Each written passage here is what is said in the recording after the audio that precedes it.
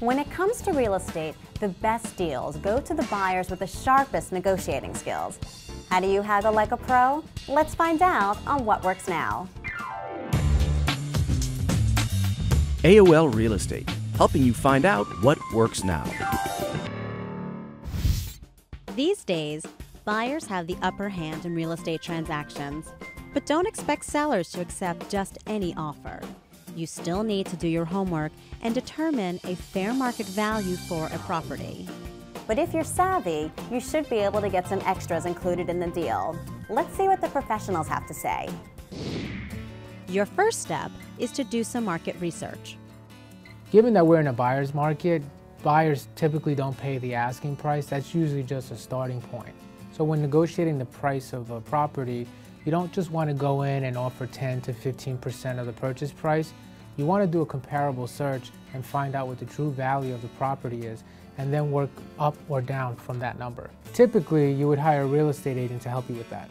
So we up the offer, bring them another offer, and then get them negotiating with us. When determining the value of a property, I like to run a comparable search or a comp, and that will tell me what similar homes sold for in the area.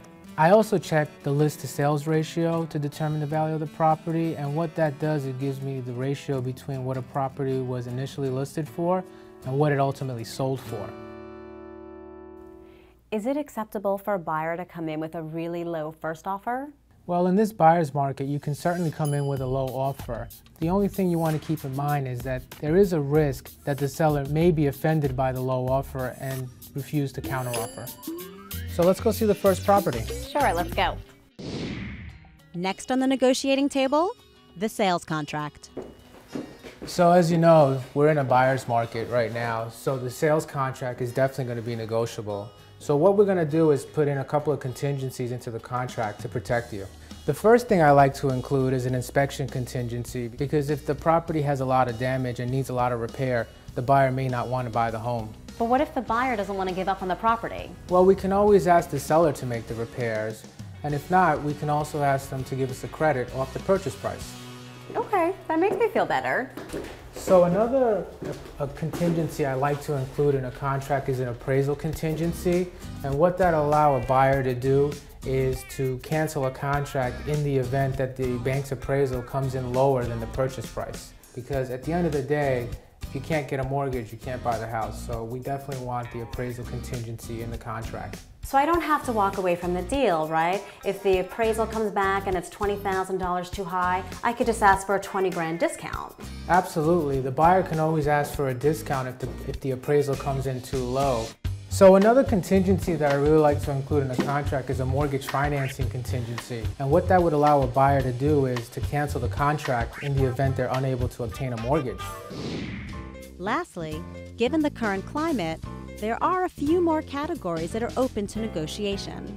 I've heard many sellers are now willing to pay a buyer's closing costs. Absolutely. In today's buyer's market, sellers are increasingly willing to pay closing costs. Is there anything else I can do to sweeten the deal? Sometimes you'll have furniture or nice electronics that are built into the property that the seller will not want to remove, because then they'll have to patch up the walls and do a lot of repairs. So in those circumstances, you may want to ask to include those items in the sale. And nowadays, sellers are even considering paying a half a year to a year's worth of homeowners association dues. I like this buyer's market. Yeah, a lot of people do. By the time you're done with the negotiations, you should feel confident that you got your dream home at the right price. For more great videos, log on to realestate.aol.com.